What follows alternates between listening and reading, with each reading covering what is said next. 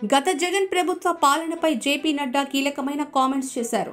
జగన్ అసమర్థత, అస్తవ్యస్త పాలన ద్వారా ఏపీ అభివృద్ధి మొత్తం పడకేసిందని, కూటమి ప్రభుత్వం ఏర్పడ్డాక ఇప్పుడిప్పుడే ఇక్కడి సంక్షేమ అభివృద్ధి ఒక దారికొస్తోందని అన్నారాయన. ఇప్పటి వరకు జగన్ మీద ఈగ వాలనివ్వరని బీజేపీ సడన్ గా ఇలా కామెంట్ చేయడం ఏంటి?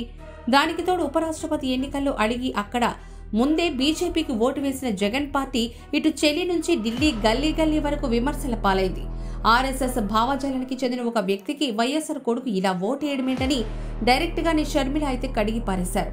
ఇక ఉండవల్లి అరుణ్ కుమార్ వంటి వాళ్లైతే ఇక్కడ ఎన్డీఏకి వ్యతిరేకంగా పోటీ చేసి ఓడిపోయిన జగన్ తాము కాంగ్రెస్ వ్యతిరేకులం అంటూ ఎన్డీఏ అభ్యర్థికి ఓటు వేయుడేంటంటూ ప్రశ్నించారు. కొంతలో కొంత బీఆర్ఎస్ఏ నయం, కాస్త సంయమనం పాటించి ఓటింగ్లోనే పాల్గొనలేదు. జగన్ మరీ ఇంత దిగజారుడుతనమా అన్న టాక్ వచ్చేసింది. అలా తమ అభ్యర్థికి ఓటు వేసిన పార్టీని కూడా చూడకుండా జేపీ నడ్డా ఇలా అనేశాడేంటి అన్నది ఒక టాపిక్ కాగా, ఈ మధ్య ఒక కొత్త ఈక్వేషన్ వెలుగులోకి వచ్చింది. బీజేపీ అంటే దేశంలో భారతీయ జనతా పార్టీ అయితే అయ్యుండొచ్చేమో గానీ ఏపీలో మాత్రం ఇందుకు భిన్నం.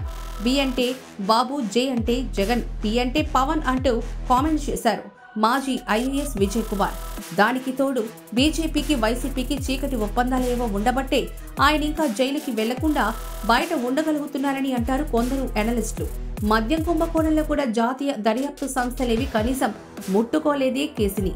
దీన్ని బట్టి చూస్తే బీజేపీ జగన్ మధ్య అవినీతి సంబంధం స్టిల్ అలైవ్ అనుకున్నారు అంతా.